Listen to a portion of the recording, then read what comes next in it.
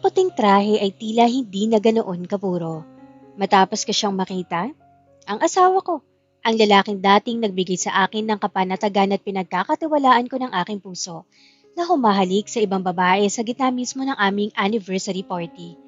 Napatitig akong nakatayo sa hagdanan, nanginginig ang hawak kong baso ng champagne, habang pinapanood ng lalaking 3 taon ko ng kasal na hinahaplos sa mukha ng matalik kong kaibigan.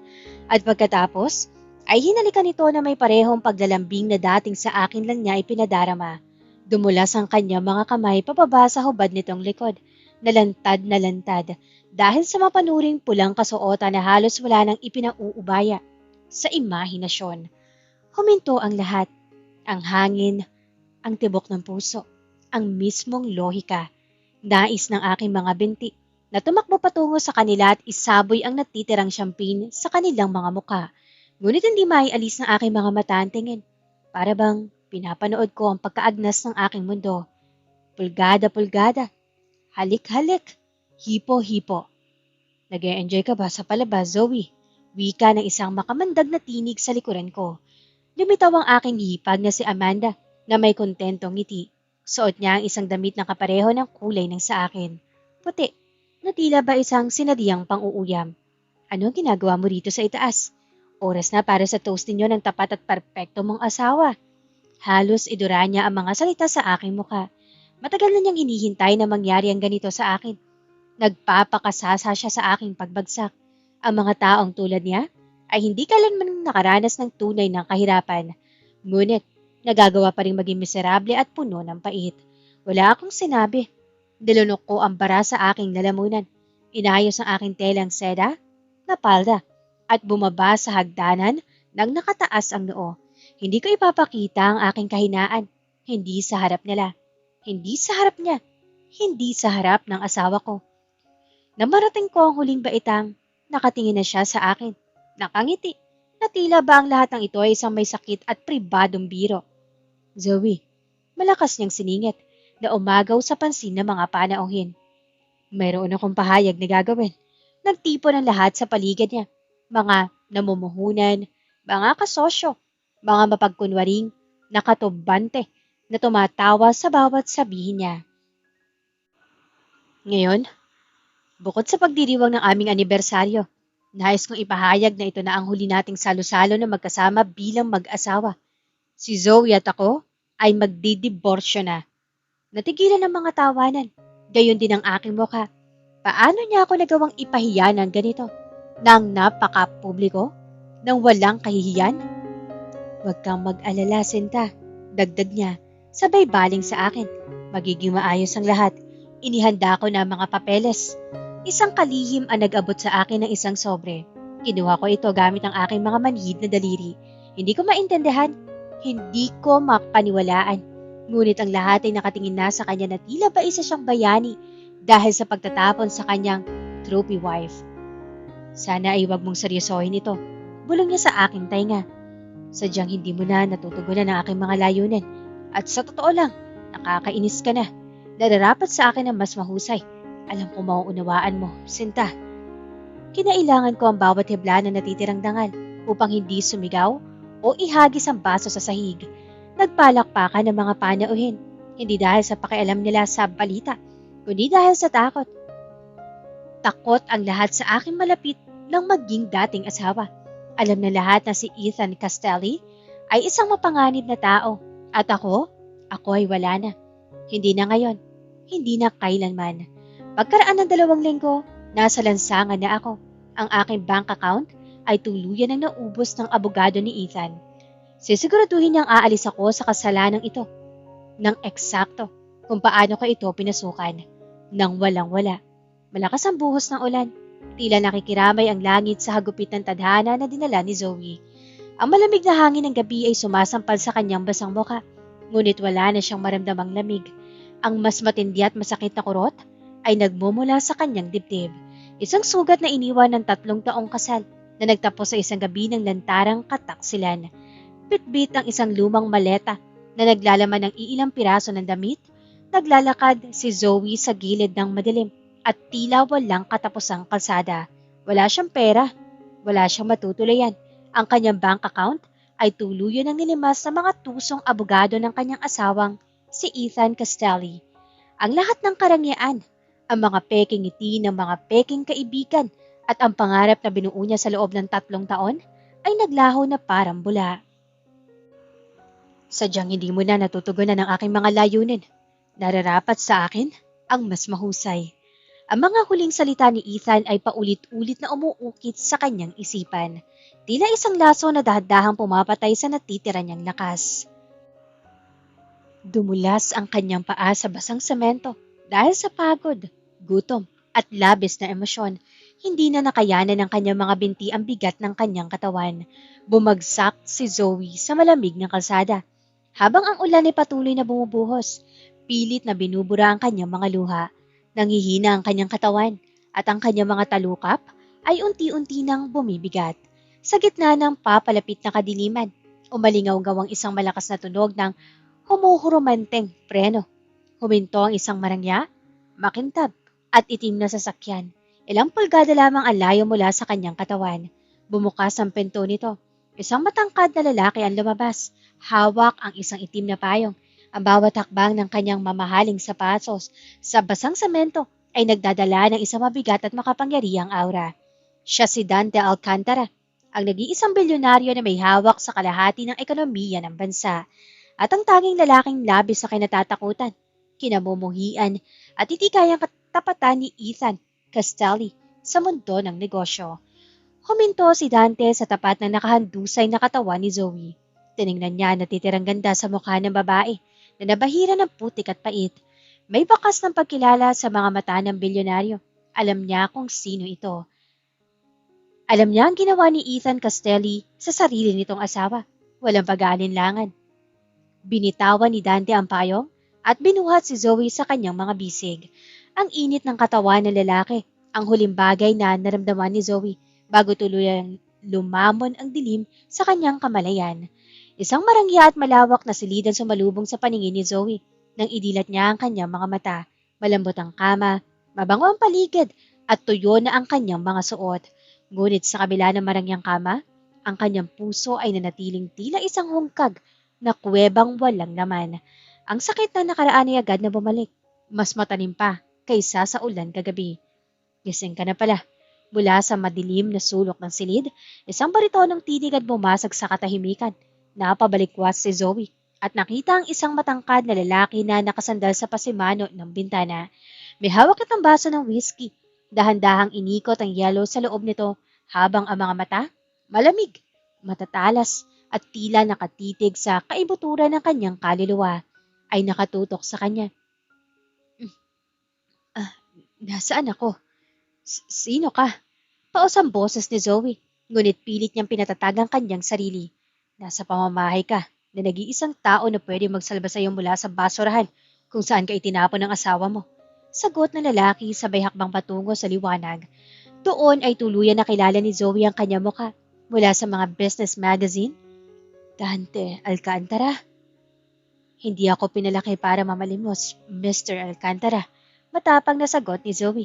Kahit pa ang totoo ay wala na siyang kahit isang kusing.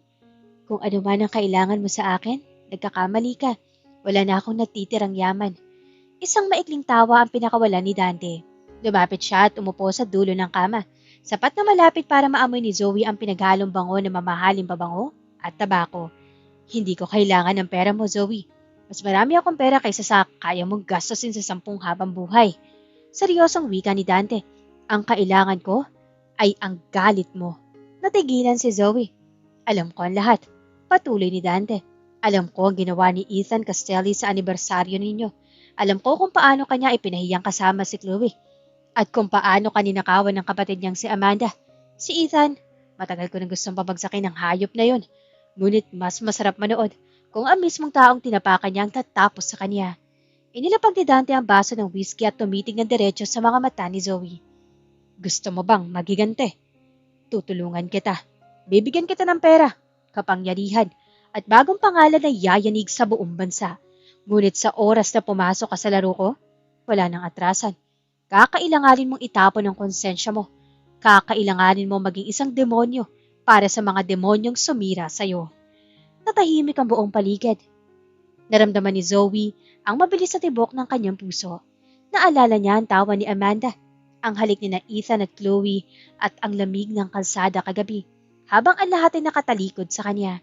Ang kanyang pagmamahal ay tuluyan ng natunaw at ang natira na lamang ay isang nag-aapoy at nagngangalit na uling ng puot. Huminga na malalim si Zoe.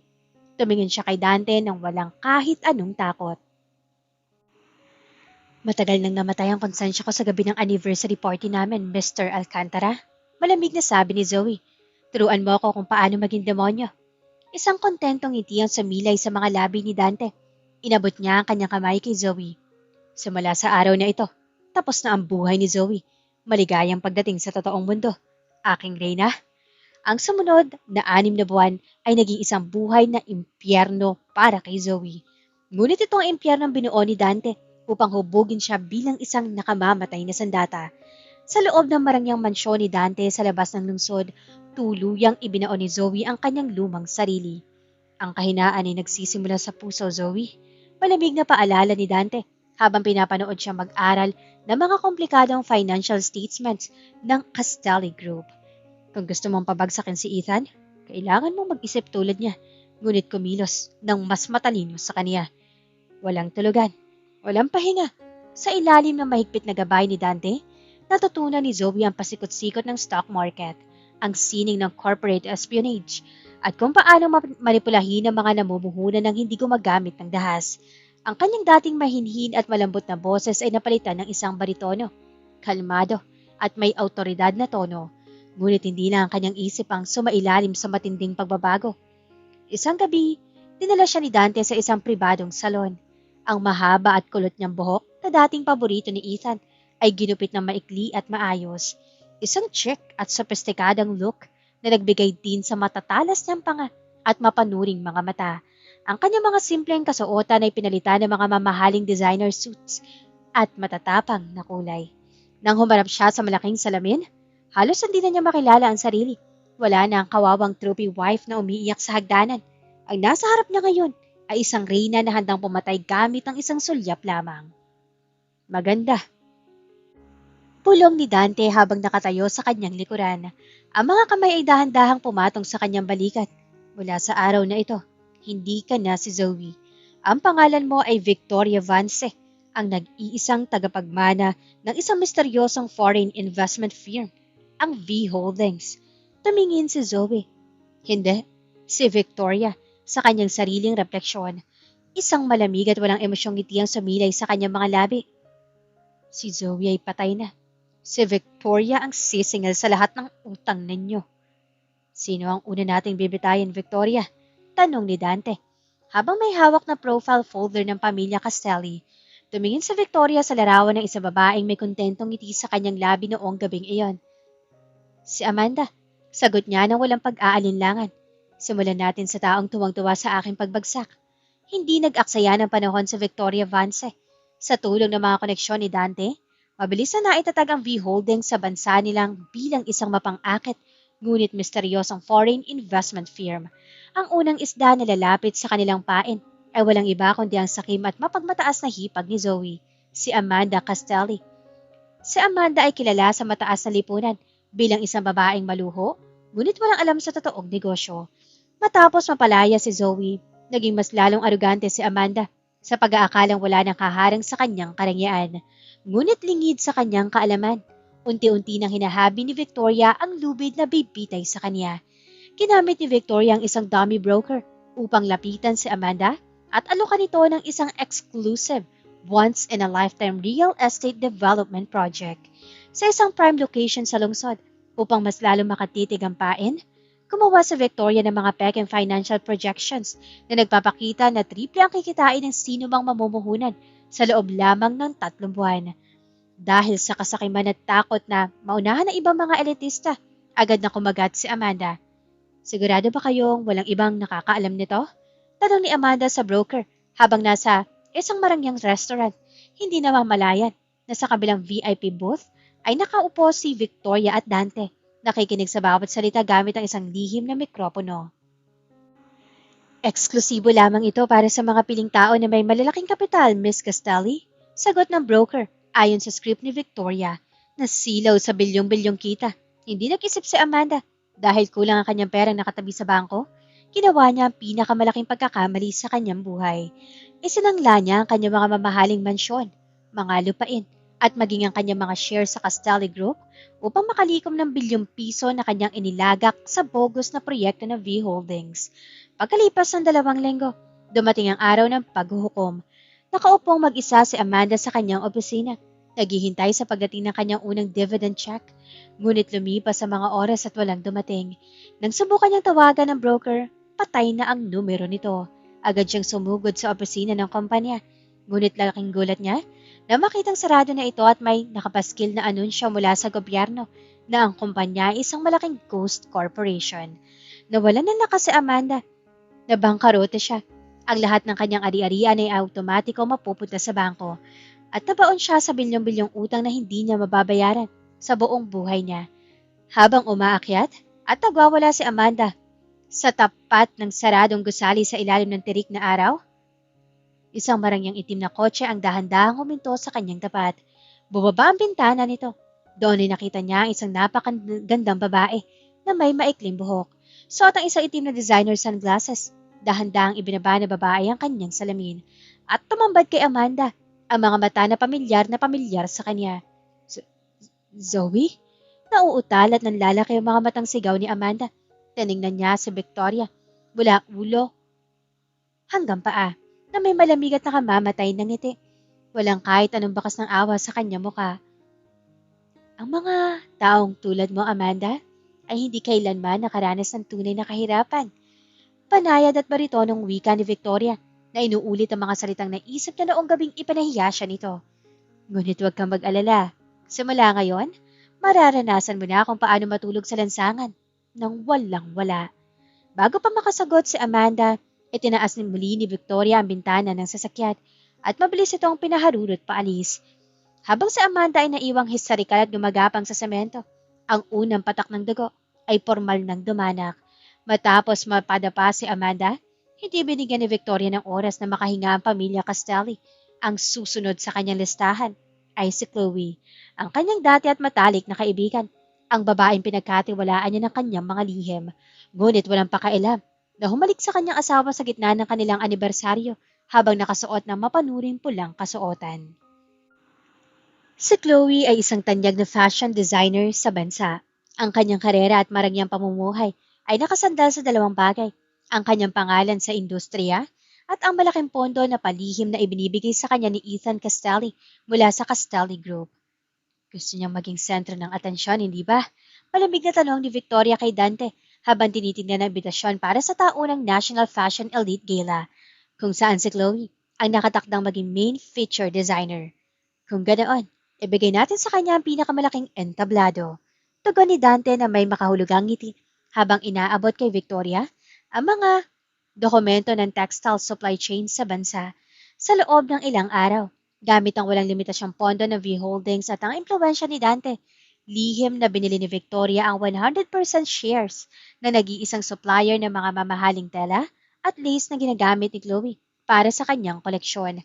2 araw bago ang malaking fashion show, hinarang ni Victoria ang lahat ng delivery para kay Chloe.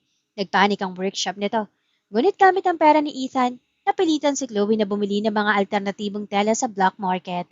Mga telang lingid sa kanyang kaalaman ay may kaparehong disenyo sa isang sikat na designer sa Paris na hindi pa nailalabas sa merkado. Dumating ang gabi ng gala. Punong-puno ng mga mamamahayag, artista at mga mamumuhunan ang bulwagan.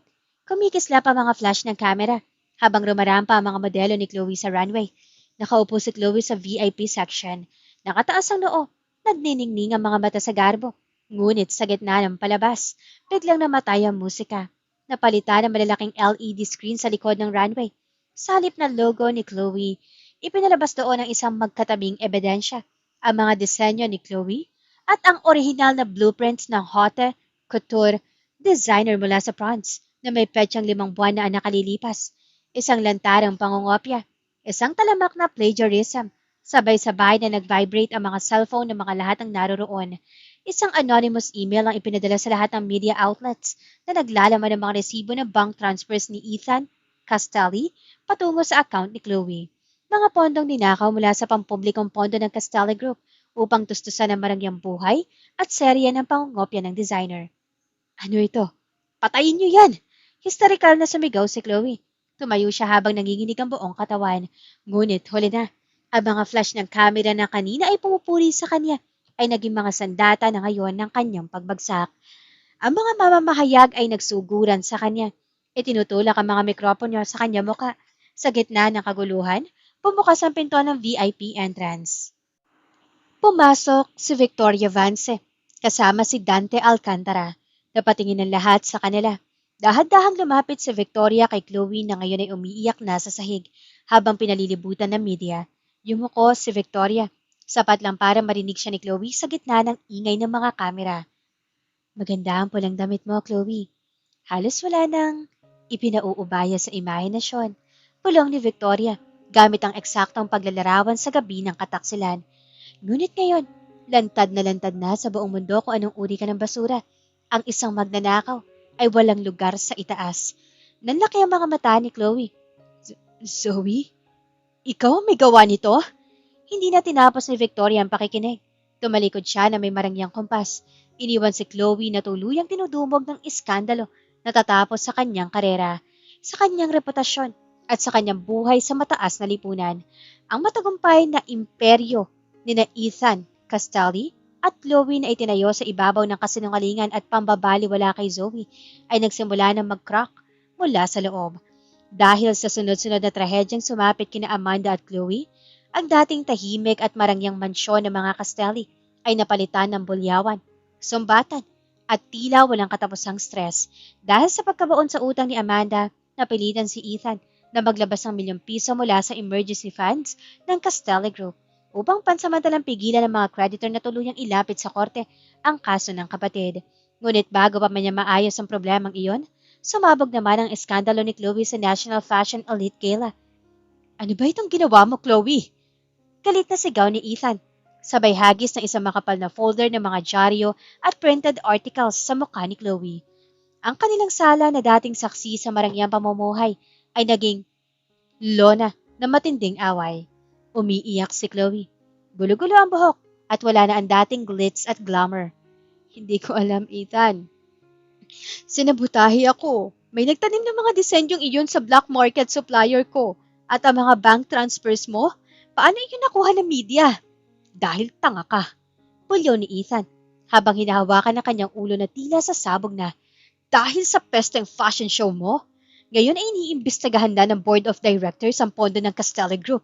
Ang mga investors natin ay unti-unti na nagwi-withdraw ng kanilang mga shares. Sinusumbatan mo ako ngayon? Pulyaw din ni Chloe. Tumayo siya at itinulak si Ethan sa dibdib. Noong kinukuha mo ako sa kama mo habang kasal ka pa kay Zoe, hindi ka nagrereklamo. Noong ginagawa mo akong trophy mo, masaya ka. Ngayong nasisira ang pangalan ko, tatalikuran mo ko? Ang pagbanggit sa pangalan ni Zoe ay nagdulot ng kakaibang kilabot sa silid. Tumahimik ka. Saglit na galit ni Ethan. Lumatay ang isang malakas na sampal sa mukha ni Chloe.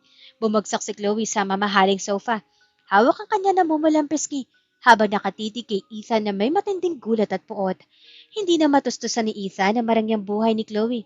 Ang totoo, ang Castelli Group mismo ay nakakaranas na rin ng hindi maipaliwanag na pagbagsak ng stock sa merkado sa loob ng nakaraang 3 linggo. May isang malaking puwersa sa stock market na dahan-dahang sumisipsip sa kanilang liquidity, ngunit hindi matukoy ng mga financial analyst ni Ethan kung sino ito. Naupo si Ethan sa kanyang silya, nanginginig ang mga kamay habang nagsasali ng alak. Ang relasyong akala nila ay mas masaya at nararapat kaysa sa kasal nila ni Zoe ay tuluyan ng nabulok. Wala silang kaalam-alam na mula sa isang marangyang high-rise penthouse sa kabila ng lungsod, pinapanood sila ni Victoria Vance sa pamamagitan ng mga report ng kanyang mga spy. Uminom ng champagne si Victoria habang nakasandal sa dibdib ni Dante Alcantara. Ang pag-ibig na itinayo sa pagtatraidor ay parang kastilyong buhangin, Dante. Pulong ni Victoria habang may malamig na ngiti. Isang munting hampas lang ng alon. Nagigiba rin pala ng kusa. Hayaan mo silang magsakalan, Victoria. Sagot ni Dante habang hinahaplo sa maikling buhok na babae. Dahil sa susunod na linggo, oras na para magpakita ka sa kanila. Isang gabi, Naging sentro ng buong bansa ang engrandeng annual business gala na ginanap sa pinakamaragyang hotel sa lungsod. Naroroon ang mga pinakamalalaking negosyante, mga bilyonaryo at mga mamamahayag. Ito ang gabi kung saan ipinapakita ng mga makapangyarihang pamilya ang kanilang yaman. Naroon si Ethan Castelli, suot ang kanyang mamahaling suit. Pilit niya itinatago ang matinding stress na dinaranas. Malaki ang ipinayat niya. May maitim na bilog sa ilalim ng kanyang mga mata dahil sa sunod-sunod na magpagsak ng stocks ng Castelli Group at ang eskandalo ni na Amanda at Chloe. Ngunit sa harap ng mga kamera, kailangan niya magpanggap na matatag pa rin ang kanyang imperyo. Habang pilit na nakikipag-usap si Ethan sa ilang natitirang business partners, biglang bumukas ang dambuhalang pinto ng bulwagan. Natahimik ang lahat. Ang musika ay tila humento at ang mga bulong-bulungan ay napalitan ng malalalim na paghinga. Umikot ang mga kamera ng media patungo sa pinto. Pumasok si Dante Alcantara. Ang makapangyarihang aura nito ay sapat na para pilitin ang lahat na tumabi at magbigay galang. Ngunit hindi si Dante ang dahilan kung bakit nalaglag ang panga ng lahat, kundi ang babaeng nakakapit sa kanyang braso. Isang napakagandang babae na may maikli at sopestikadang gupit ng buhok. Nakasuot ito ng isang nagniningning na pulang-pulang trahe na gawa sa mamahaling sutla na may mahabang tila tren na sumasayad sa sahig. Ang bawat hakbang niya ay puno ng otoridad, kumpiyansa at bagsik. Ang kanyang mukha ay walang kahit anong emosyon, maliban sa isang malamig at nakakahumaling na aura. Nabitawan ni Ethan ang hawak niyang baso ng champagne. Nabasag ito sa sahig, ngunit hindi niya iyon napansin. Ang kanyang mga mata ay nalaki sa matinding gulat, takot, at hindi kapani-paniwalang emosyon. Zoe? Pulong ni Ethan habang nanginginig ang kanyang mga labi. Kahit pa iba ang gupit ng buhok nito, kahit pa ang pananamit nito ay pang internasyonal na reyna, at kahit pa ang aura nito ay kayang pumatay ng tao, kilalang kilala niya ang mukha niyon. Iyon ang babaeng 3 taon niyang naging asawa. Ang babaeng itinapon niya sa lansangan. 6 na buwan na ang nakararaan nang walang kahit isang kusing. Nagsimula magbulungan ang mga panauhin. Si Zoe Castelli ba yan? Ang dating trophy wife ni Ethan? Sabi sa balita, pinalaya siya at nawalan ng pera. Paano siya naging kasama ng isang Dante Alcantara? Hindi pinansin na babae ang mga bulong-bulungan. Diretsyong nakataas ang kanya noo. Sa bawat kislap ng flash ng mga kamera, lalong nagliwanag ang kanyang mukha. Isang mukha ng isang reyna na hindi na muling yuyuko kanino man. Dahan-dahang naglakad si Dante at ang babaeng nakapula patungo sa direksyon kung nasaan si Ethan. Ang bawat hakbang nila ay tila tunog ng isang paparating na hatol ng kamatayan para sa pamilya Castelli. Naging bingi ang buong bulwagan sa bawat tunog ng takong ni Victoria habang naglalakad siya sa ibabaw ng pulang carpet. Ang bawat hakbang niya ay tila may kasamang bigat na nagpapatahimik sa mga nakapaligid. Ang mga mamahayag na kanina pa nag-aabang ng kanilang balita ay tila nakalimot kumuha ng litrato sa unang ilang segundo. Bago magsunod-sunod na nakasisilaw na kislap ng mga flash ng kamera, si Ethan ay nanatiling nakatayo roon. Tila isang rebultong unti-unting tinatamaan ng kidlat. Naramdaman niya malamig na pawis na dumadaloy mula sa kanyang noo patungo sa kanyang mamahaling suit. Ang kanyang utak ay pilit na naghahanap ng lohika. Paano? Saan siya nanggaling? At bakit niya kasama ang demonyong si Dante Alcantara? Zoe, mas malakas na bigkas ni Ethan nang tuluyang makalapit ang dalawa sa kanyang pwesto. Bahagya pa siyang humakbang pasulong. Ang kanyang kamay ay automatikong umangat na tila ba hinahawakan ang braso nito, tulad ng ginagawa niya noong ari-ari ang panyas ito. Zoe, ikaw nga, paano ka? Bago pa man dumapo ang mga daliri ni Ethan sa tela ng kanyang pulang kasuotan, humarang ang malaki at matatag na katawan ni Dante. Ang malamig at mapanganib na titig ng bilyonaryo ay sapat na para mapaatras si Ethan ng isang hakbang. Ibinaba ni Victoria ang kanyang tingin sa kamay ni Ethan bago muling tiningnan ang mukha ng kanyang dating asawa. Walang galit sa kanyang mga mata. At iyon ang mas nakakatakot. Ang tanging nakita ni Ethan ay ang kawalan ng kahit anong pakiramdam. Tila ba tumitingin lang siya sa isang estranghero o sa isang basura na katambak sa gilid ng kalsada.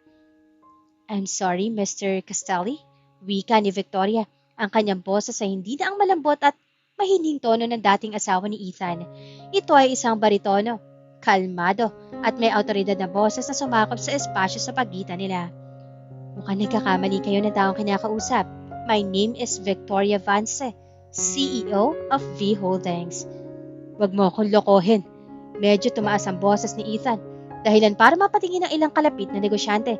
Kahit gupitin mo pa ang buhok mo, kahit magsuot ka ng ganyang mga hiyas, asawa kita. 3 taon tayo magkasama, Zoe. Mr. Castelli, sumingit si Dante. Ang kanyang boses ay parang kulog na nagpatahimik sa ingay sa paligid. Isang mapanuyang ngiti ang sumilay sa mga labi ng bilyonaryo. Masyado yatang malakas ang tama ng alak sa'yo ngayong gabi. Ang kasama ko ay si Victoria, ang aking pinakabagong business partner at ang babaeng nagmamay-ari ng aking pansin. Upang mas lalong idiin ang kutsilyo sa dibdib ni Ethan, dahan-dahang ipinatong ni Dante ang kanyang malaking kamay sa hubad na likod ni Victoria. Hinaplos ito ng pagmamalaki. At bahagya siyang hinila palabas patungo sa kanyang tabi. Nasaksihan ng buong bulwagan ng eksenang iyon.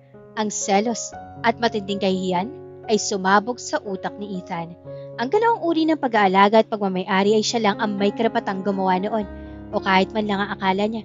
Ang makita ng babaeng itinapon niya ay hinahawakan ngayon ng lalaking pinakakinamumuhian niya sa buong mundo ay isang matinding sampal sa kanyang pagkalalaki. Si V. Holdings, pulong na isa sa mga kasosyo ni Ethan na nakatayo sa malapit. Biglang namatla ang mukha nito. Ethan, ang V. Holdings ang kumpanyang bumibili ng mga shares natin sa merkado nitong mga nakaraang linggo. Sila ang dahilan kung bakit bumabagsak ang Castelli Group. Napatitig si Ethan kay Victoria. Ang malamig ng ngiti ng babae ay tila nagsasabing, Oo, ako nga, at kakasimula ko pa lang.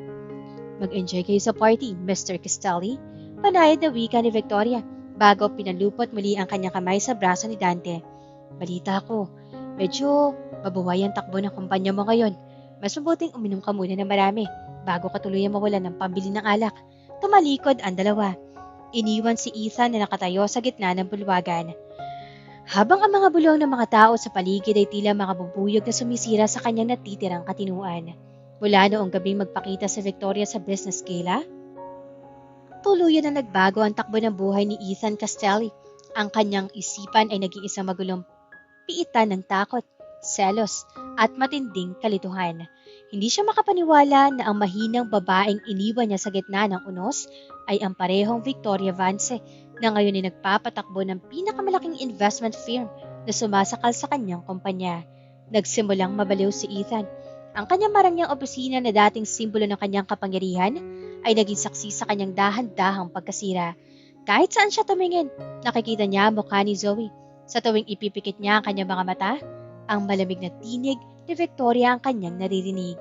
Sa bawat sulok ng lungsod, sa bawat billboard ng V. Holdings, sa mga balita sa telebisyon, at maging sa mga panaginip niya, ang anino ng kanyang dating asawa ay patuloy na sumusunod sa kanya. Hanapin ninyo ang lahat ng koneksyon. Imposibleng walang nakaraan ng Victoria Vance na yan. Bulyaw ni Ethan sa kanyang mga pribadong investigador. Sabay hampas ng kanyang kamao sa lamesang gawa sa mamahaling kahoy. Alamin ninyo kung paano niya nakilala si Dante Alcantara. Sigurado ako may ginagawa silang ilegal. Ngunit kahit anong pilit, kahit anong dami ng perang gastos ni Ethan, palaging blanco ang nakukuha ng kanyang mga tauhan. Lahat ng legal na dokumento, birth certificate at kasaysayan ni Victoria Vance ay salyado at protektado ng hindi matitibag na kapangyarihan at yaman ni Dante.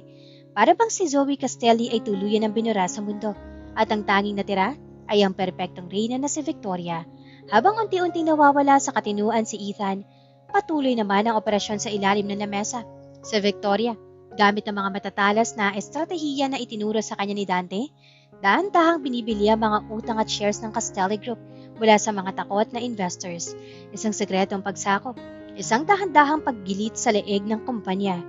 Isang gabi, habang naglalakad si Ethan sa parking lot ng kanyang kumpanya, nakita niya isang pamilyar na pulang sasakyan. Huminto ang kanyang hininga. Lumapit siya at laking gulat niya na makita ang isang maliit na sobre sa ibabaw ng windshield nito. Nang buksan niya ito, walang sulat sa loob, kundi ang mismong sirang piraso ng puting trahe na suot ni Zoe. Noong gabing palayasin niya ito, na ngayon ay may bahid ng tila na tuyong dugo at putik. Nabitawan ni Ethan ang sobre habang nanginginig ang buong katawan. Tumingin siya sa paligid ng madilim na parking lot, humihingal at sumisigaw sa hangin. Zoe, alam kong ikaw ito. Lumabas ka! Huwag mo akong paglaruan ng ganito. Ngunit ang tanging sumagot sa kanya ay ang alingaw-ngaw ng kanyang sariling boses at ang tunog ng hangin. Ang psikolohikal na pagpapahirap ni Victoria ay mas matindi pa sa pisikal na pananakit. Dahan-dahan itong kinakain ng katinuan ni Ethan. Pulgada-pulgada, araw-araw, nang walang labis na ingay. Ang Imperyong Castelli ay tila isang marangyang prutas na dahan-dahang kinakain ng mga uod mula sa kaibuturan nito. Habang isipan ni Ethan ay unti-unting nilalamon ng takot at paranoia dahil sa multo ng kanyang nakaraan. Ang dalawang babae naging kasabot niya sa pagpapasakit kay Zoe ay tuluyan ng inaabot ng kanilang marahas na tadhana. Sa Amanda Castelli, ang mapagmataas na hipag na dating nagpapakasasa sa karangyaan na walang kahirap-hirap ay opisyal nang hinatulan ng korte. Ang mga talbog na tseke ang pinirmahan niya sa pag-asang mababayaran ng kanyang mga bilyong utang sa bogus na kumpanya ni Victoria ay naging sapat na ebidensya upang siya ay arestuhin. Sa araw ng kanyang pagkakakulong, walang Ethan na dumating para magpiyansa sa kanya.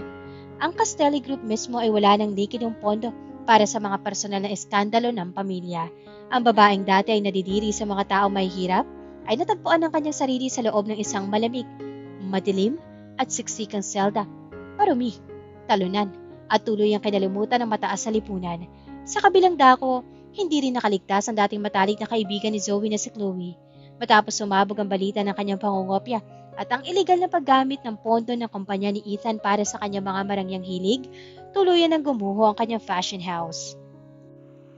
Ang mga kliyente niyang elitista ay isa-isang tumalikod sa kanya. Ang mga bangko ay nagsimula na ring hatakin ang kanyang mga natitirang ari-arian. Sa kanyang kawalan ng pag-asa, nagawa ni Chloe na subukang pagdakawan ng mismong personal na safe ni Ethan sa mansyon upang kumuha ng mga alahas at cash na pwede niyang itakas paalis ng bansa. Ngunit nahuli siya ni Ethan. Ang insidente ay nagbunga ng isang madugong tagpo ng pisikal na pananakit. Kinaladkad ni Ethan si Chloe palabas ng mansyon, tinapon ang kanyang mga gamit sa butikan at tuluyan siyang iniwan. Wala nang matakbuhan si Chloe at sa huling sandali ng kanyang kawalan ng pag-asa, ginawa niya ang isang bagay na alam niyang mapanganib. Pumunta siya sa marangyang gusali ng V Holdings upang magmakaawa sa tanging taong alam niyang may hawak ng kanyang kapalaran. Pumuhos ng malakas na ulan ng gabing iyon. Tila isang malupit na pag-ulit ng gabi kung kailang pinalaya si Zoe. Nakatayo si Chloe sa lobby. Basang-basa, nanginginig, at umiiyak habang hinihintay ang pagbaba ng CEO. Pumukas ang pribadong elevator. Lumabas si Victoria Vance. Kasunod si Dante Alcantara na may hawak na 2 security guards. Nakasuot sa Victoria na isang mahabang itim na trench coat. Mukhang napakayaman, napakalinis, at napakalayo sa basang figura ni Chloe.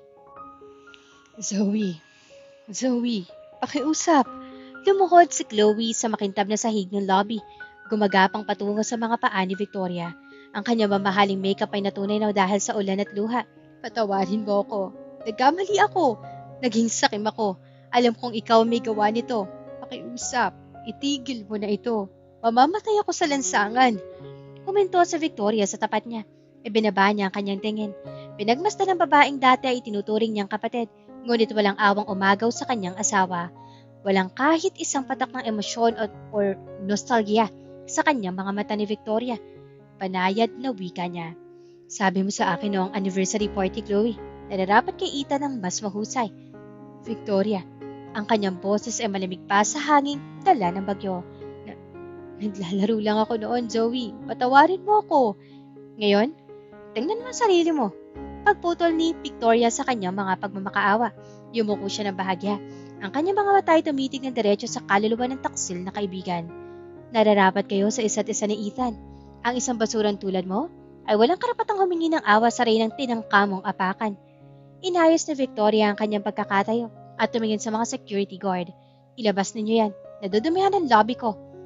Zoe, wag. Pakiusap, please. Zoe! Ang mga tili at hiyaw ni Chloe ay umalingaw sa buong gusali habang walang awang kinaladkad siya ng mga gwardya palabas, patungo sa madilim at bumubuhos na ulan sa lansangan. Eksakto kung paano niya hinayaang iwan si Zoe noon. Naglakad si Victoria patungo sa kanyang sasakyan. Habang sa kanyang likuran, hinawakan ni Dante ang kanyang balikat na may malalim na paghanga. Ang ikalawang target ay tuluyan ng nawasak. Ang huling kuta ng pamilya Castelli ay tuluyan ng napalibutan.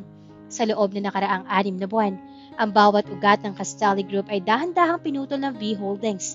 Ang mga namumuhunan ay nagpanik, ang mga bangko ay tumanggi ng magpautang, at ang mga natitirang ari-arian ni Ethan ay unti-unti nang hinahatak ng batas dahil sa mga anomalya at utang na sadyang iniwan ni Victoria para sa kanya. Isang emergency board meeting ang ipinatawag sa mismong penthouse boardroom ng Castelli Tower. Ang hangin sa loob ng silid ay napakabigat, bagat sa mukha ng natitirang board of directors ang labis na takot at pagkabahala. Sa dulo ng mahabang mesa, nakaupo si Ethan Castelli. Ang kanyang buhok ay gulo-gulo. Ang kanyang mamahaling suit ay tila maluwag na kanyang nangangayayat na katawan at ang kanyang mga mata ay dilat na dilat dahil sa kawalan ng tulog. Ano ang ibig ninyong sabihin? Na may nagmamay-ari na ang mayorya ng ating kumpanya? Bulyaw ni Ethan. Ang kanyang boses ay paos at basag. Sino ang bumili ng mga shares na Amanda at ng mga kaalyado natin?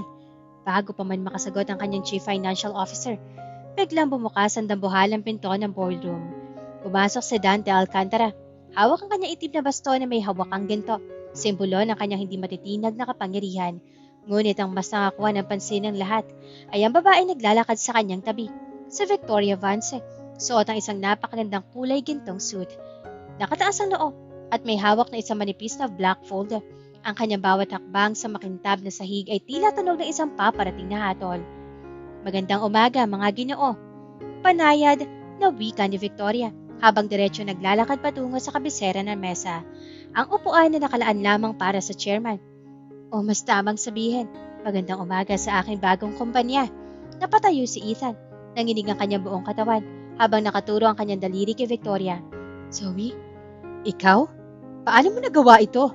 Inilapag ni Victoria ang folder sa ibabaw ng mesa at binuksan ito. Sa kasalukuyan, ang V Holding sa pakikipagtulungan ng Alcantara Group ay opisyal na nagmamay-ari ng 70% ng kabuang shares ng Castelli Group. Ibig sabihin, Ethan, ikaw ay wala ng kapangyarihan dito. Tanggal ka na bilang CEO. At ang kumpanyang ito ay hindi na sa iyo.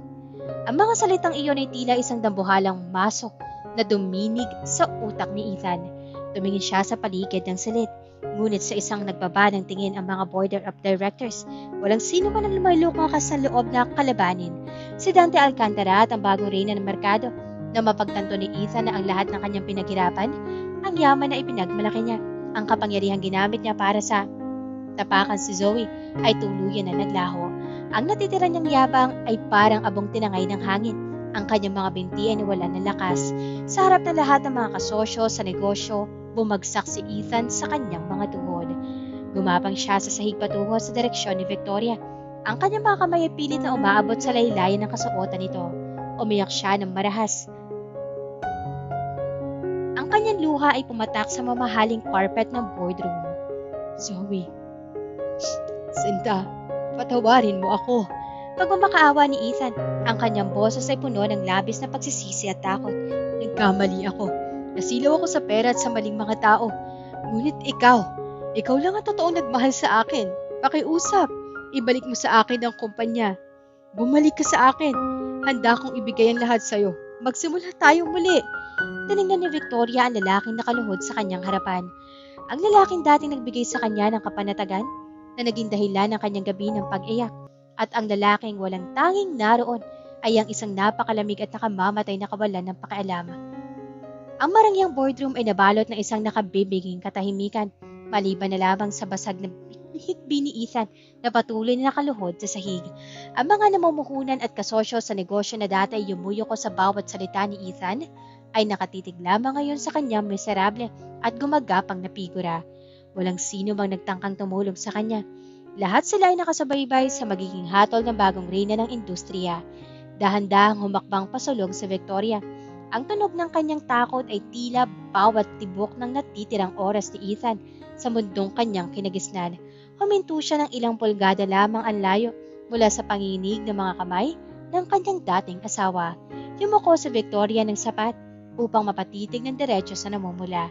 Basang-basa ng luha at pera-pera sa mukha ni Ethan. Walang kahit isang hibla ng pag-aalinlangan, nostalgia o awa sa kanyang mga mata. Ang kanyang puso ay matagal nang naging bato sa ilalim ng gabay ni Dante. Sinta, muling bulong ni Ethan, umaasang ang lumang tawag lambing ay makapupukaw ng kahit munting alaala ng pag-ibig sa dibdib ng babae. Patawarin mo ako, pakiusap. Isang dahan-dahan at pinong ngunit napakalamig ng ngiti ang sumilay sa mga labi ni Victoria. Inilapit niya ang kanyang mukha sa tainga ni Ethan, sapat upang ang kanyang mainit ngunit nakamamatay na paghinga ay lumapat sa balat nito. Sa isang banayad at baritonong tono, binigkas niya ang eksakto mga salitang naging dahilan ng kanyang pagkasira 3 taon na ang nakararaan sa gitna ng kanilang anniversary party. Sana ay wag mong seryosohin ito, Ethan. Sadyang hindi mo na matutugunan ang aking mga layunin. At sa totoo lang, nakakainis ka na. Nararapat sa akin ang mas mahusay. Alam kong mauunawaan mo, Sinta. Nanlaki ang mga mata ni Ethan. Ang bawat salita ay parang isang may lasang patalim na paulit-ulit na itinasak sa kanyang puso. Ang sarili niyang mga salita, ang sarili niyang lason ay ibinalik sa kanya ng walang bawas. Mas matalim, mas madugo, at mas mapangwasak. Zoe, wag. Pakiusap. Nauutal na hikbi ni Ethan. Ngunit bago pa man niya matapos ang kanyang sasabihin, tuwid na tumayo si Victoria. Hindi na siya muling tumingin sa ibaba. Tumingin si Victoria sa dalawang naglalakihang gwardya na nakatayo sa may pinto at simpleng isinanyas ang kanyang mga daliri ng paitaas. Ilabas ang basurang iyan sa kumpanya ko. Malamig na utos ni Victoria. Opo, Madam Vance. Mabilis na sagot ng mga gwardya. Walang kaabog-abog na hinawakan ng mga security guards si Ethan sa kanyang dalawang braso. Kinalgad nila ito patungo sa pinto ng boardroom. Nagpupumigla si Ethan, sumisigaw at umiiyak, habang ang kanyang mga mamahaling sapatos ay sumasayad sa sahig na dati niyang pagmamayari. Zoe, hindi mo pwedeng gawin ito sa akin. Ako ang nagtayo ng Castelli Group. Zoe! Ang kanyang mga hiyaw ay unti-unting humina habang ipinapasok siya sa elevator hanggang sa tuluyan ng sumara ang mga pinto nito. Nang mawala ang ingay, lumingon si Victoria kay Dante Alcantara na kanina pa nakasandal sa pader, nakasubaybay sa bawat galaw niya na may malalim at mapagmalaking ngiti. Tapos na ang unang bahagi ng paghuhukom, Victoria, wika ni Dante habang lumalapit sa kanya at marahang umahawak sa kanyang baywang. Ano ang pakiramdam? Tumingin si Victoria sa labas ng dambuhalang bintana ng boardroom. Tinatanaw ang buong lungsod na ngayon ay nasa ilalim na ng kanyang mga paa. Ito ang pakiramdam ng hustisya, Dante. Sagot niya na may matatag na tinig. At hindi ko ito ipagpapalit sa kahit anong awa. Ang pagbagsak ni Ethan Castelli mula sa rurok ng kapangyarihan ay hindi naging mabilis na tulad ng isang nahuhulog na bato. Ito ay naging isang dahan-dahan, masakit, at nakababaliw na pagkaagnas ng kanyang buong pagkatao. Sa loob ng ilang linggo, matapos siya makaladkad palabas ng sarili niyang kumpanya, tuluyan siyang tinalikuran ng mundo ng mataas na lipunan. Ang mga taong dati ay humahalik sa kanyang mga yapak ay hindi na ngayon sumasagot sa kanyang mga tawag. Ang kanyang mga ari-arian mula sa marangyang mansyon hanggang sa huling unit ng kanyang mga sports car ay isa-isang hinatak ng bangko upang ipambayad sa bilyong-bilyong utang na sadyang iniwan ni Victoria para sa kanya. Napilitan si Ethan na lumipat sa isang maliit, madilim at maduming apartment sa sulok ng isang eskinita sa pinakamahirap na bahagi ng lungsod. Ang silid ay amoy amag at luma, malayo sa bango ng mga mamahaling hotel at mansyon na kanyang kinagisnan. Ang sahig ay gawa sa luma at gasgas na semento at ang tanging kasangkapan ay isang sirang kutsyon at isang maliit na telebisyon na may malabong signal. Dito, sa gitna ng karangalan at kawalan, nagsimula maghari ang matinding pagsisisi na unti-unting naging lason sa kanyang isipan. Araw-araw, walang ibang ginawa si Ethan kundi uminom ng murang alak upang lunurin ang kanyang mga iniisip. Ngunit kahit gaano karaming alak ang kanyang inumin, hindi niya matakasan ang mukha ni Zoe. Sa tuwing bubuksan niya ang lumang telebisyon, ang bumubungad sa kanya ay ang mga balita tungkol sa V Holdings at ang Alcantara Group. Sa mga malalaking LED billboard sa tapat ng highway na natatanaw mula sa kanyang bintana, nakapaskil ang pagmumukha ni Victoria Vance. Napakaganda, napakayaman, at nagniningning sa tagumpay habang katabi si Dante Alcantara. Zoe, pulong ni Ethan habang nakatitig sa basag na screen ng kanyang cellphone na naglalaman ng lumang larawan ng kanilang kasal. Bakit ko ba ginawa yun? Bakit kita itinapon? Ang labis na pagsisisi ay naging isang uri ng psikolohikal na sakit. Gabi-gabi, sa tuwing ipipikit niya ang kanyang mga mata, dinadalaw siya ng parehong panaginip. Ang gabi ng kanilang anniversary party, paulit-ulit niya nakikita ang sarili na humahalik kay Chloe. Ngunit, sa bersyon ng kanyang panaginip, kapag lumingon siya sa hagdanan, hindi lang basta nakatayo si Zoe. Ang Zoe sa kanyang panaginip ay umiiyak ng dugo. Hawak ang isang basag na baso ng champagne at dahan-dahang lumalapit sa kanya upang sakalin siya. Magigising si Ethan na sa humihingal, basang-basa ng malamig na pawis at sumisigaw sa madilim na silid. Patawad, Zoe. Patawarin mo ako. Hiyaw niya sa kawalan. Habang ang tanging sumasagot sa kanya ay ang mga kalansing ng mga walang lamang bote ng alak sa sahig. Nagsimula siyang makakita ng mga guni-guni. May mga oras na nakaupo siya sa sulok ng kwarto. Yakap ang kanyang mga tuhod habang naniniwalang nakatayo si Zoe sa dilim at pinapanood siya na may mapanuring ngiti. Kakausapin niya ang hangin. Magmamakaawa siya sa anino at iiyak hanggang sa mawalan ng boses. Ang dating makapangyarihan at kinatatakutang si Ethan Castelli ay nag-iisang buhay na bangkay. Isang lalaking pira-piraso ang katinuan, nilalamon na multo ng babaeng walang awa niyang sinira, habang ang babaeng iyon ay patuloy na nagpapakasasa sa rurok ng mundong siya mismo ang nagregalo sa pamamagitan ng kanyang kataksilan. Sa pinakatuktok ng isang marangyang penthouse na papagmamayari ng Alcantara Tower, namamayani ang isang maringal na katahimikan. Ang tampuhalang dingding na gawa sa purong salamin ay nagbibigay na walang harang na tanawin sa buong kalakhan ng lungsod. Isang dagat na mga kumukutitap na ilaw, mga naglalakihang gusali, at mga kalsadang tila maliliit na ugat ng ginto sa ilalim ng gabi. Ang mundong ito, na 6 na buwan na nakararaan, ay tila dambuhalang pader na nag-ipit kay Zoe sa langsangan. Ngayon ay tahimik na at sumusunod na sa bawat kumpas ng kanyang mga daliri. Tapos na ang laban. Ang Castelli Group ay tuluyan ng binura sa mapa at isinama sa ilalim ng V Holdings. Si Amanda ay nabubulok na sa loob ng rehas, habang si Chloe naman ay tuluyan ng nilamon ng dilim at ulan ng lansangan. At si Ethan ay naging isang buhay na estatwa ng sarili niyang pagsisisi. Isang baliw na anino na walang mukhang maihaharap sa mundo. Nakuha na ni Victoria ang bawat sentimo, bawat hibla ng dignidad, at bawat patak ng hustisyang ninakaw sa kanya. Nakatayo si Victoria malapit sa salamin. Hawak ang isang baso ng mamahaling pulang alak. Ang kanyang maikling buhok ay bahagyang hinahangin mula sa pinto ng balkonahe. Ang kanyang tindig ay matatag, ngunit sa kauna-unahang pagkakataon, sa loob ng maraming buwan, ang kanyang mga mata ay hindi na nagliliyab sa galit. Ang apoy ng paghihiganti na pilitan at napalitan ng isang malalim, payapa at tila patag na karagatan. Narinig niya ang banayad na tunog ng mga hakbang sa kanyang likuran. Hindi niya kailangan lumingon para malaman kung sino ito. Ang pamilyar na bango ng mamahaling tabako at leather, kasama mabigat ngunit nakapapawing pagod na aura, ay sapat na. Lumapit sa Dante Alcantara, huminto ito sa kanyang tabi, inilagay ang isang kamay sa loob ng bulsa ng kanyang trouser, habang ang kabilang kamay ay dahan-dahang kumuha ng sarili nitong baso ng whiskey. Tumanaw din ito sa lungsod, ngunit maya-maya pa ay ibinaling ang matatalas at misteryosong mga mata sa mukha ng babaeng nasa tabi niya. Katahimikan. Basag ni Dante sa katahimikan. Ang kanyang baritonong boses ay may bahid ng kakaibang lambing na siya lang nakaririnig. Iyan ang tunog. Kapag wala ka ng kaaway na natitira sa mundo, nagtagumpay ka, Victoria. Pinadadapa mo ang Castelli Group nang hindi man lang namansyahan ng dugo ang iyong mga kamay. Bahagyang lumingon sa Victoria. Sinalubong ang titig na lalaking sumagip sa kanya mula sa putikan. Hindi ko ito magagawa kung wala ka, Dante. Ikaw ang nagbigay sa akin ng sandata. Ikaw ang nagturo sa akin kung paano maging or huwag makaramdam ng sakit.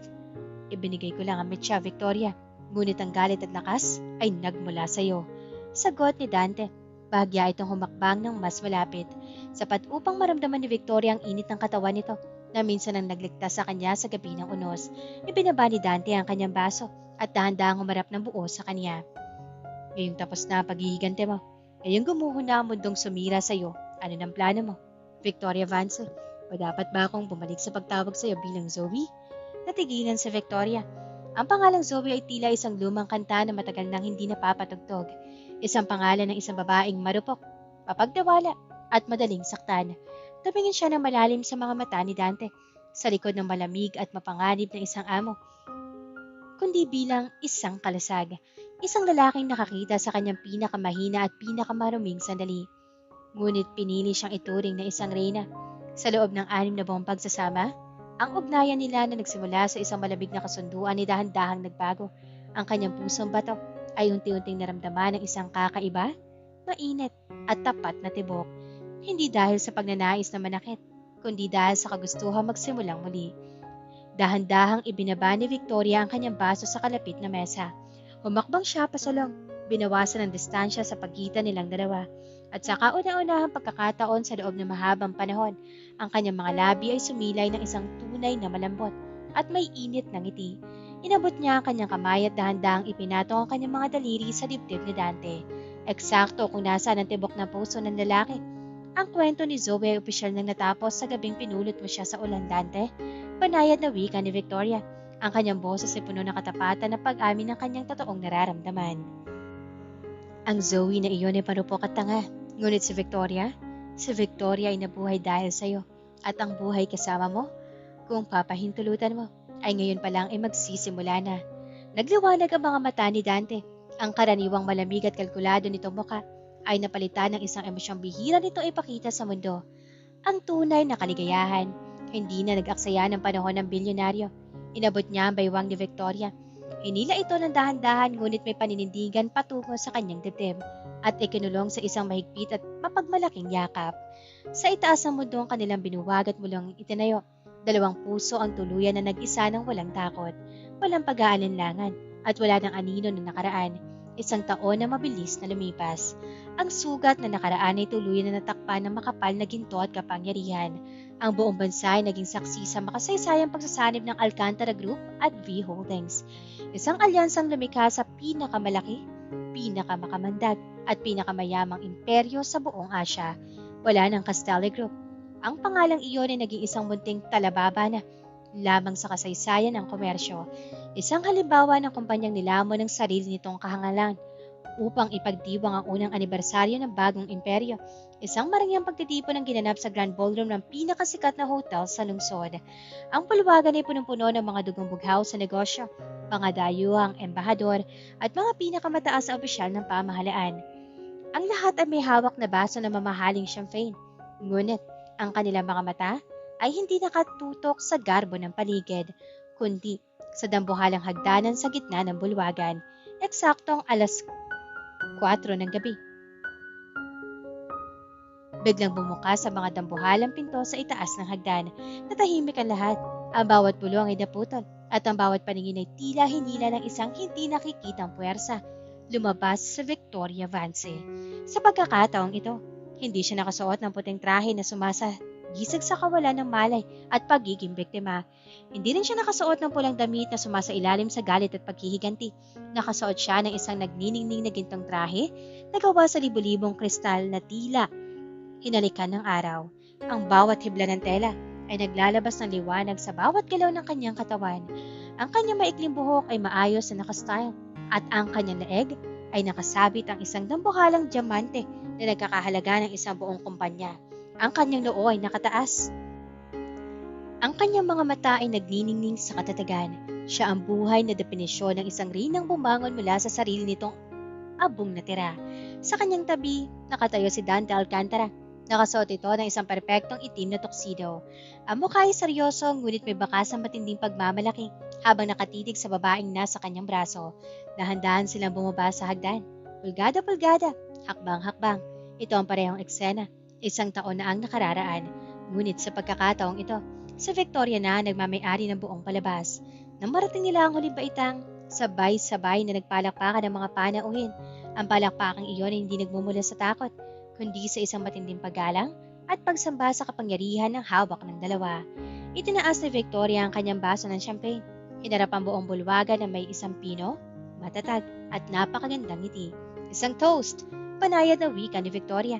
Ngunit ang kanyang boses ay umabot sa bawat sulok ng silid sa pamamagitan ng mga nakatagong audio system para sa hinaharap na tayo ang nagpapasaya, para sa imperyong walang sino man ang kaya magpabagsak, at para sa lakas na matatagpuan mo lamang kapag natutunan mo ng talikuran ang iyong mga kahinaan. Isang sabay-sabay na kalansing ng mga baso ang sumagot sa kanya. Sa tabi niya, hinawakan ni Dante ang kanyang baywang, inilapit ang kanyang mga labi sa buhok ni Victoria at bumulong. Maligayang anibersaryo, aking reyna. Habang nagpapatuloy ang marangyang musika at tawanan sa loob ng ballroom. Sa labas naman ng hotel, sa ilalim ng malamig at madilim na gabi, isang ganap na magkaibang mundo ang nagaganap. Bumubuhos ang isang munting sabat para gawing madulas ang kalsada. Sa labas na naglalakihang gate ng hotel, Sa likod ng mga bakal na harang at mga armadong security guard, may isang figurang pilit na sumisiksik. Si Ethan Castelli. Ang kanyang suot na damit ay basahan na lamang. Isang lumang jacket na may gupit-gupit, maruming pantalon, at mga sapatos na butas ang talampakan. Ang kanyang mukha ay puno ng dumi, balbas na hindi nagupitan sa loob ng maraming buwan, at mga matang lubog na tila ba wala ng buhay sa loob nito. Ang kanyang mga kamay ay nanginginig habang nakakapit sa malamig na bakal ng gate ng hotel. Mula sa kanyang pwesto sa labas, natatanaw niya sa pamamagitan ng malalaking salaming bintana ang nagniningning na figura ni Victoria na nakasuot ng ginto, masaya at ligtas sa mga bisig ni Dante Alcantara. Zoe, bulong ni Ethan. Ang kanyang boses ay parang isang tuyong dahon na hinahangin. Ang kanyang mga labi ay nanginginig sa matinding lamig at gutom. Zoe, saan ka? Narito ako. Tumingin ka sa akin pakiusap. Ako ang asawa mo. Subalit ang kanyang mga hiyaw ay walang lakas. Nilalaman nito ng tunog ng ulan at ng marangyang musika na nagmumula sa loob ng hotel. Isang security guard na nakapansin sa kanya. Lumapit ito na may hawak na batuta. Mukhang nadidiri sa kanyang hitsura. Hoy, umalis ka nga rito. Bawal ang palaboy rito. Nakakaabala ka sa mga VIP. Huwag mo akong hawakan. Hysterical na sumigaw si Ethan. Pilit niya itinuturo ang bintana. Asawa ko nasa loob, si Zoe Castelli. Ako nagbigay sa kanya ng lahat. Zoe, patawarin mo ako. Bumalik ka sa akin. Nagsimula na siyang magwala. Gumagapang sa semento. Pilit na inaabot ang gate habang umiiyak na mga luhang umahalo sa maruming tubig ulan sa kalsada. Dahil sa pagkaabala, 2 pulis pa lumapit at walang awang hinawakan si Ethan sa kanyang mga braso upang kaladkarin siya paalis ng lugar. Zoe, patawad! Zoe! Ang kanyang mga hiyaw ng pagsisisi ay dinala ng hangin. Ngunit sa loob ng ballroom, hindi man lang lumingon si Victoria. Diretsyong nakataas ang kanyang noo, nakatitig sa lalaking tunay na nagmamay-ari ng kanyang hinaharap. Ang anino ni Ethan ay tuluyan na nilamon ng dilim ng gabi, naiwang gumagapang sa putikan sa lansangan. Ang eksaktong lugar kung saan niya iniwan ang kanyang asawa, na ngayon ay naging sarili niyang walang katapusang impyerno. Ang gabi ay dahan-dahang lumalim, at kasabay nito ang pagbawas ng mga bisita sa bulwagan. Ang nagdiningning na gintong trahe ni Victoria ay tila may sariling liwanag sa ilalim ng mga patay-sinding chandelier, habang ang huling kumpas ng violin ay nag-iiwan ng malungkot ngunit maringal na alingaw-ngaw. Nakatayo si Victoria sa balkonahe ng hotel, hawak ang huling baso ng champagne. Ang hangin sa labas ay may amoy ng ulan at basang semento, isang pamilyar na amoy na minsan na nagpaalala sa kanya ng kawalan. Ngunit ngayong gabi, wala na siyang maramdamang takot. Iniisip mo pa rin ba siya? Isang pamilyar at baritonong tinig ang narinig niya mula sa kanyang likuran. Lumapit si Dante. Ang kanyang tuxedo ay bagyang nakabukas sa may leeg at ang kanyang mga mata ay nananatiling nakatutok sa kanya na may kakaibang lambing. Hindi, panayad na sagot ni Victoria. Sabay baring ng tingin sa lalaking nagpabangon sa kanya. Isang matamis at payapang ngiti ang sumilay sa kanyang mga labi. Iniisip ko lang kung gaano kaganda ang gabi kapag ang lahat ng utang ay bayad na. Dahan-dahang itinaas ni Victoria ang kanyang kamay at pinitawan ng baso ng champagne mula sa balkonahe. Lumipad ito pababa bago tuluyang mabasag sa madilim at basang kalsada sa ibaba. Ang kalsada kung saan ang anino ni Ethan ay tuluyan na nilamon ng kawalan. Tumingin si Victoria kay Dante. Pinalupot ang kanyang mga kamay sa leeg nito at inayaang lamunin na bagong simula ang natitirang alaala ng nakaraan. Ang kwento ni Zoe ay nagsimula sa isang puting trahe na dinungisan ng kataksilan. Ito ay nagpatuloy sa isang pulang kasuotan ng galit at paghihiganti. Ngunit, ito ay nagtapos sa isang gintong imperyo. Isang patunay na ang pinakamatamis na paghihiganti ay hindi ang pagganti na masama, kundi ang pagiging napakataas hanggang sa ang mga taong sumira sa iyo ay maging maliit na langgam na lamang sa iyong paningin. Ang hustisya ay nais sa katuparan. Ang reyna ay nakaupo na sa kanyang trono, kasama ang hari na pumulot sa kanya sa ulan, at ang mga demonyo ng kanyang nakaraan, sila ay naiwang nabubulok sa sarili nilang impyerno ng pagsisisi.